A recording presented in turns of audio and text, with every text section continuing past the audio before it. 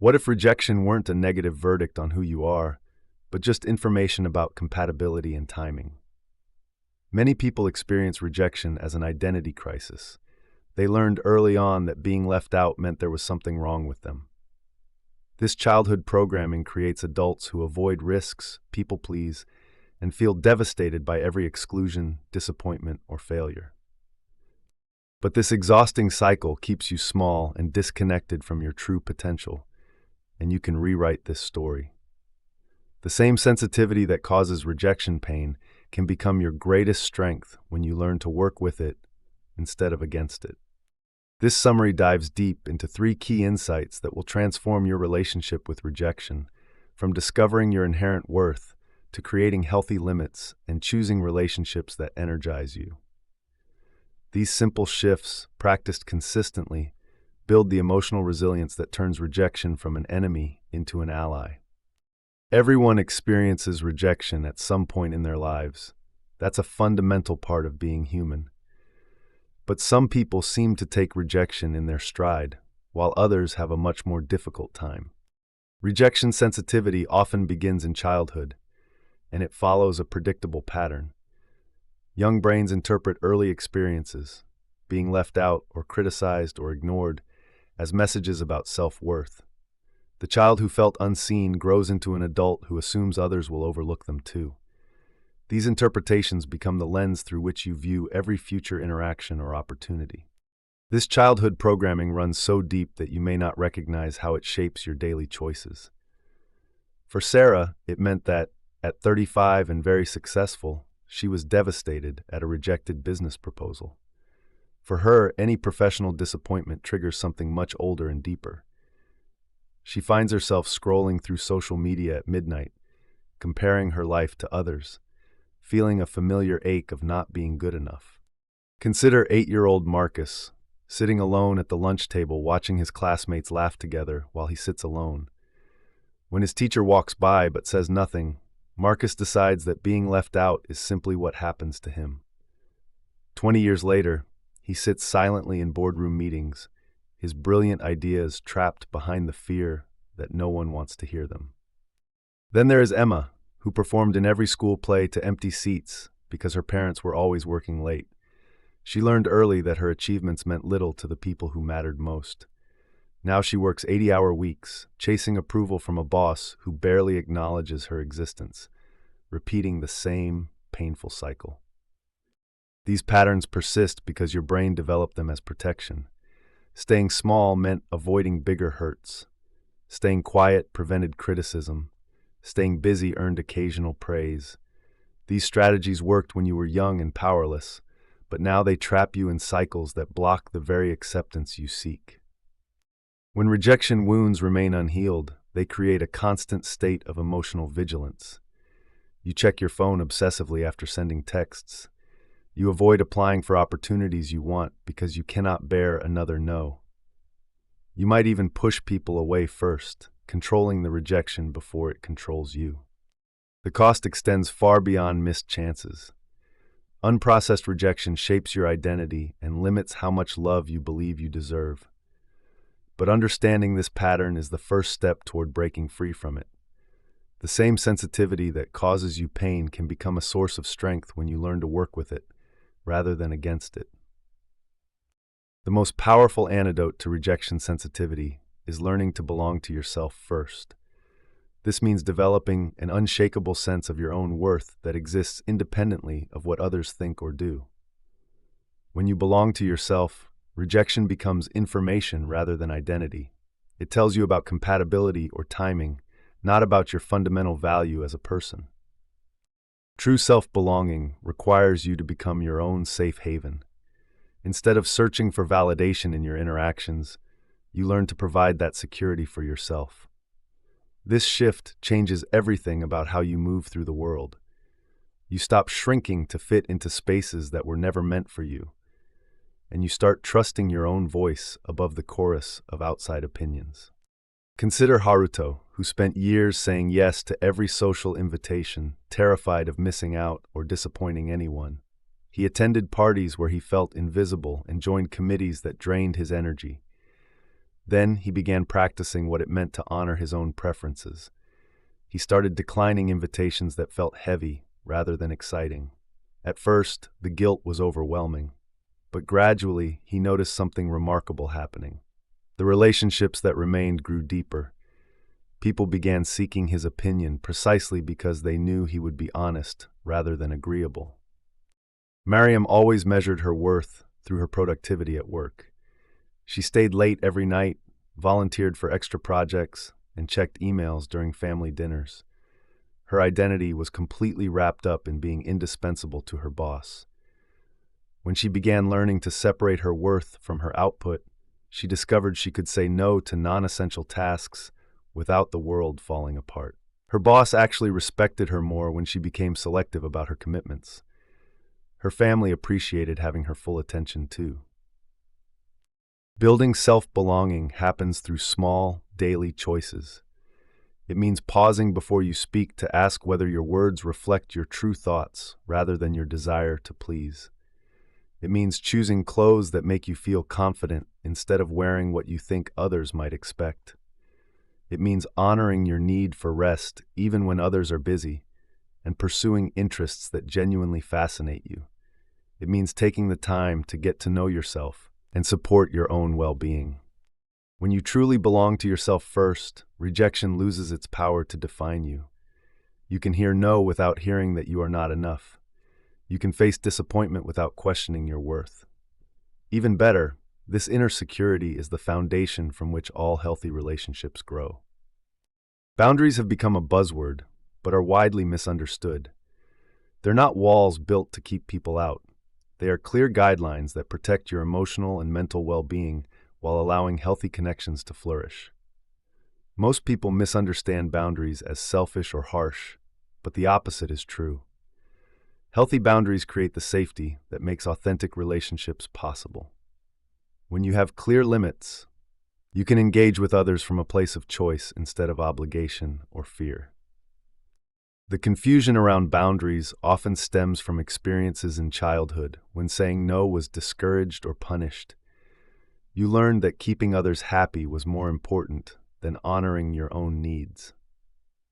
This programming makes boundaries feel dangerous, as if setting limits will result in abandonment. But boundaries actually attract the right people, while filtering out those who would take advantage of your kindness. Boundaries work in two directions. They protect you from what drains or harms you, and they preserve your energy for what truly matters. Think of them like the fence around a garden. The fence keeps out what would destroy the plants, creating a safe space for growth. Without boundaries, your emotional garden becomes overrun with weeds, leaving no room for the relationships and activities that bring you joy. Consider Siobhan, who found herself constantly overwhelmed by requests from family members. Her siblings called at all hours asking for money, childcare, or emotional support. She never said no because she feared being labeled selfish. Her own marriage and children suffered as she poured all her energy into fixing everyone else's problems. When she finally learned to set boundaries, she started with small steps.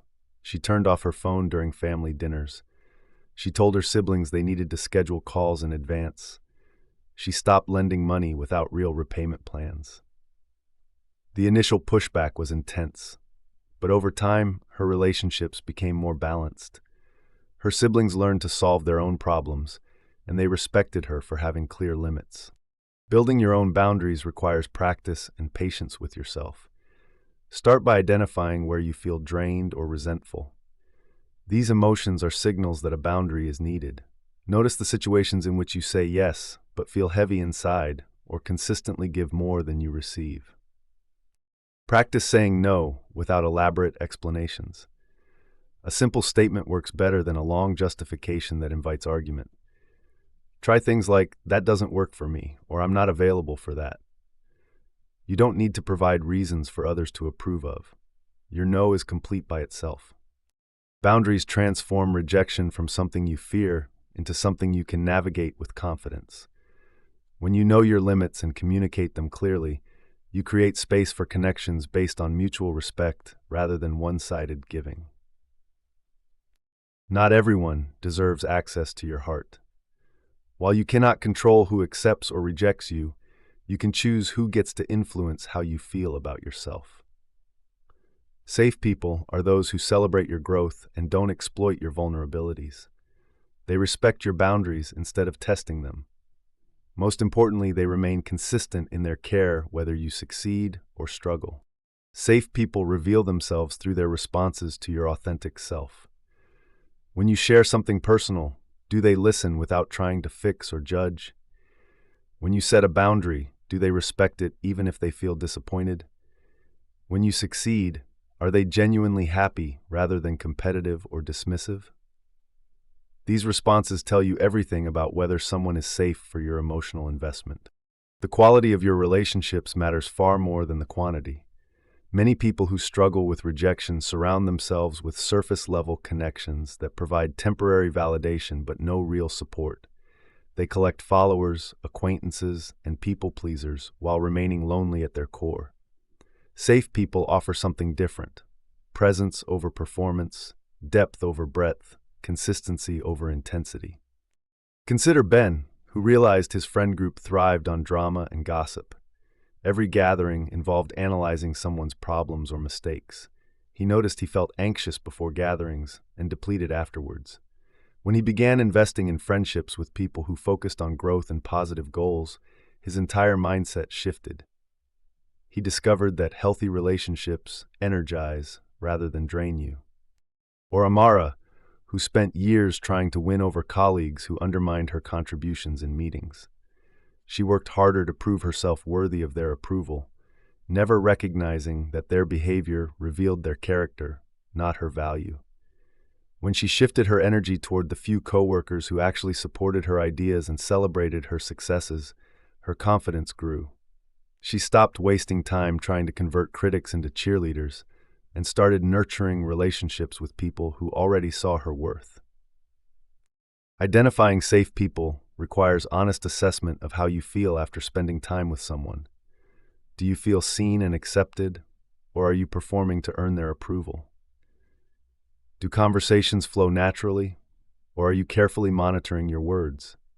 Do they remember details about your life that matter to you, or do they consistently make everything about themselves? Building a circle of safe people takes time and intentional choice. Start by being a safe person yourself. Practice the qualities you seek. Listen without agenda. Celebrate others genuinely, and honor the trust people place in you. Safe people attract other safe people because they recognize the same values in each other. Your safe people become your foundation for navigating rejection with resilience. When you know you have people who see your true worth, the opinions of those who do not matter fade into the background. Healing rejection sensitivity happens through consistent small actions, not dramatic transformations. Belonging to yourself, building boundaries, and finding your safe people work together to create a foundation of emotional security. But understanding these concepts means nothing without putting them into practice in your daily life. Your relationship with rejection changes when you stop seeing it as a verdict on your worth and start viewing it as useful information. Rejection tells you about compatibility, timing, capacity, or preference. It rarely tells you anything meaningful about your fundamental value as a person. This shift in perspective takes practice, but it becomes automatic over time. Start building self-belonging today by checking in with yourself before making decisions. When someone asks you to do something, pause and notice your internal response. Does the request feel energizing or draining? Do you feel excitement or obligation? This simple practice helps you honor your real preferences instead of defaulting to people-pleasing. Create boundaries around your time by scheduling non-negotiable periods for rest, reflection, or activities that bring you joy. Treat these appointments as seriously as you would any professional commitment.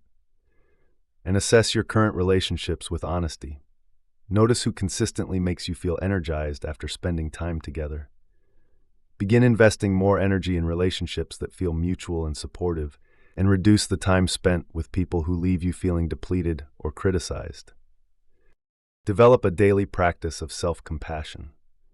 When you face disappointment or rejection, speak to yourself the way you would speak to a good friend in the same situation. Replace harsh self-criticism with gentle understanding. Remember that struggling does not make you weak or broken. To notice your own rejection patterns, pay attention to your thoughts after social interactions. Are you replaying conversations looking for signs of rejection? Are you interpreting neutral responses as negative? Challenge these patterns by asking yourself what evidence you have for your interpretations. Often you will find your fears are based on assumptions rather than facts. Most importantly, remember that building emotional resilience is an ongoing process, not a destination. Some days will feel easier than others. Progress is not linear, and setbacks are normal parts of growth. Be patient with yourself as you develop these new patterns of thinking and responding. Each small step forward builds the foundation for resilience.